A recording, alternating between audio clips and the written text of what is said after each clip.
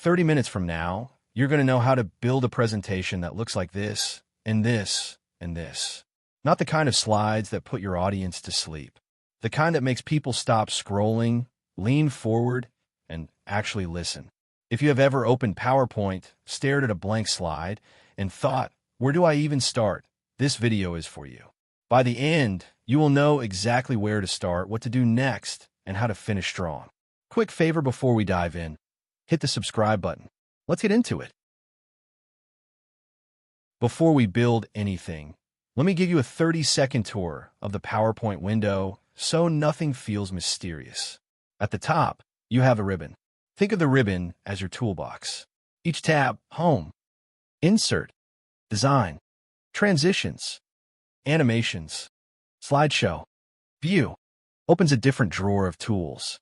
90% of what we do today lives in just 3 tabs: Home, Insert, and Design. On the left, you have a slide thumbnails. Every slide in your deck stacked top to bottom.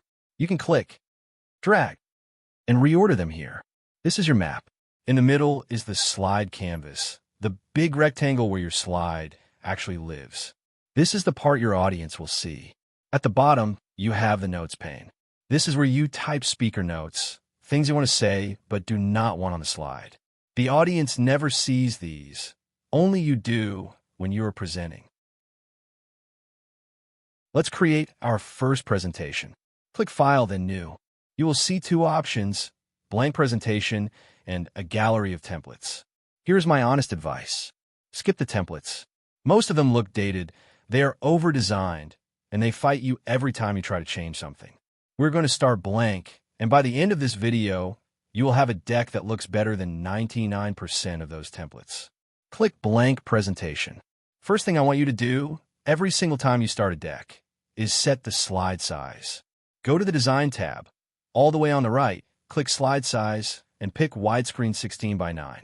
This is the modern format. It matches every monitor, every projector, every Zoom call. Never use the old 4:3 unless someone specifically asks for it. Now save your file. Press Ctrl+S or Command+S on a Mac. I strongly recommend saving to OneDrive or another cloud folder. PowerPoint will auto-save every few seconds, and if your computer crashes, you lose nothing. Give it a name. I will call mine Demo and save. Right now we have one slide, the title slide. Let's add a few more so we have something to work with. There are 3 ways to add a slide. The fastest is the keyboard shortcut Ctrl+M. Try it. New slide. Ctrl+M again. Another new slide. The second way is the New Slide button on the Home tab. If you click the small arrow underneath it, you get a menu of layouts. A layout is just a starting template for the slide, where the title goes, where the content goes. Take a look at the options. Title slide. Title and content. To content. Comparison. Section header. Blank. For most presentations, you will only ever use 3 of these. Title slide for the very first slide. Title and content for almost everything else. Section header when you want to break your deck into chapters. Let me show you the most underused feature in PowerPoint, duplicate slide. Right-click any slide in the left pane and choose Duplicate Slide. Or, my favorite, select the slide and press Ctrl+D. Boom.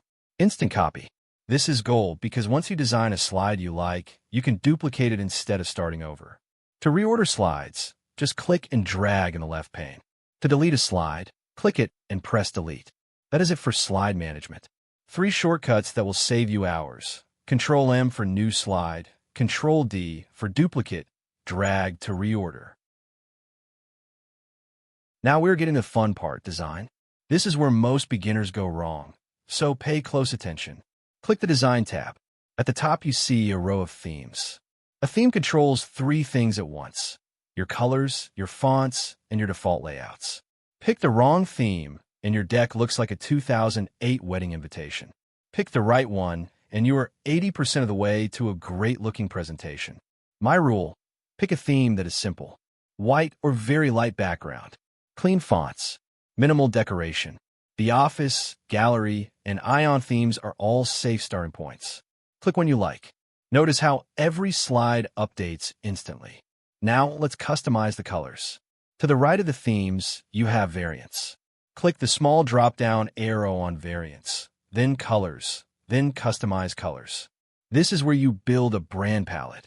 You only need 3 colors to make any deck look professional: a main dark color for text, a main light color for backgrounds, and 1 accent color to draw attention. That is it. 3 colors. If you are presenting for a company, use their brand colors. If you're presenting for yourself, pick 1 accent color you love and stick with it. Now fonts. Same area, variants, drop down, fonts, customize fonts. PowerPoint lets you set 2 fonts, heading and body. The single best piece of design advice I can give you is use 1 font family for both. Calibri, Aptus, Inter, Lotto, or Montserrat are all excellent. Use the bold weight for headings and the regular weight for body text. Done. Avoid Comic Sans. Avoid Papyrus. Avoid anything cursive. If your audience has to squint, you've already lost them. Let's talk about text, because text is the most common element on any slide and the most commonly butchered one. Click on the title placeholder of your slide. Type something. I will type, "Why most presentations fail." Now look at the size. Probably around 40 to 44 points. That is correct. Here is the rule I want you to memorize. Title should never be smaller than 30 points. Body text should never be smaller than 18 points. If you're squeezing in 12-point text, your slide has too much on it. Cut content. Do not shrink type. Speaking of which, let's talk about the bullet point. The dreaded bullet point. Walk into any boring meeting and you will see slides crammed with 7, 8, 9 bullets, each one a full sentence. Nobody reads them. People either read the slide and ignore you, or listen to you and ignore the slide. Either way, you lose. Here is the fix. For every bullet list, ask yourself, can I replace this with a single sentence, an image, or 3 big words? Most of the time, yes. Let me show you. Instead of a bullet list of increased revenue, reduced costs, improved customer satisfaction, I am going to delete the bullets and put 3 big numbers across the slide. 32% up, 18% down, 91% satisfied. Same information, 10 times more memorable. If you absolutely must use bullets, keep it to 3 or 4 maximum. Keep each one to 4 words or fewer, and add a tiny bit of space between them. To add spacing, select the text, go to Home, click the line spacing icon, and increase paragraph spacing. 2 more text shortcuts before we move on. To bold, Ctrl+B. To increase font size in big jumps, Ctrl+Shift+greater than. To decrease, Ctrl+Shift+less than. Quick way to resize text without grabbing the mouse. A picture is worth 1,000 words, and on a slide, it is worth 1,000 bullet points. Let's add some visuals. Click the Insert tab. You have 3 buttons that matter: Pictures, Icons, and Shapes. Pictures lets you insert a photo. Click it, then choose Stock Images. Microsoft built a free, royalty-free image library right in a PowerPoint. Search for what you need, say, team or growth. Pick an image, click Insert. Done. No more grabbing random images from Google that violate copyright. Once your image is in, here's a pro move. Right-click the image, choose Crop, and trim it to focus on the most important part. Then drag the corner handles, never the side handles, to resize.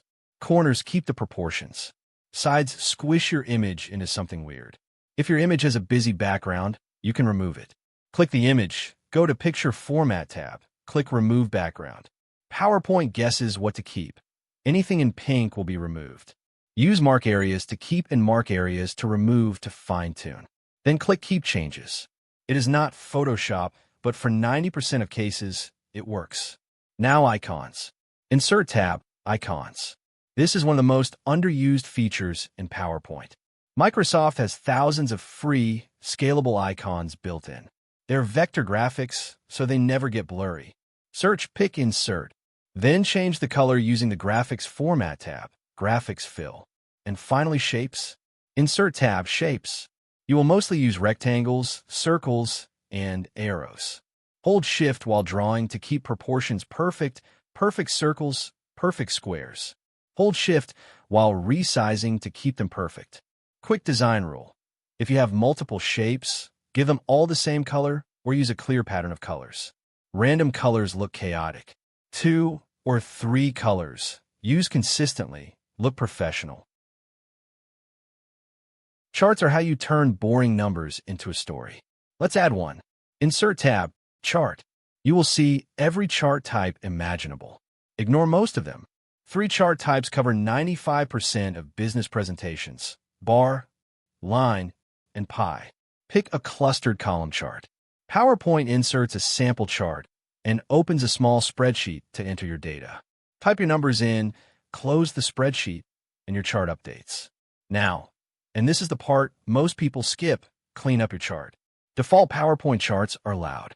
Click the chart, then click the small plus icon that appears on the right. This is Chart Elements. Turn off the grid lines. Turn off the legend if you only have one data series.